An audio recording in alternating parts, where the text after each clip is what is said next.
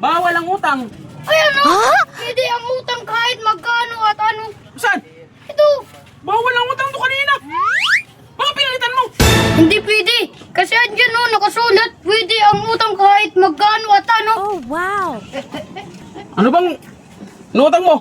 5 dilata tapos 5 noodles. Oh, ito na. Tapos 1,000 pa. 1,000 pesos. Oo. Hindi pwede. Ayan na nga, groceries. Nag-utang ka na.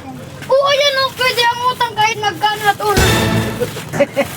Magkano inutang mo? 1,000. 1,000 pesos? Oo. Oh, 1,000. Yung binta ko ngayong araw.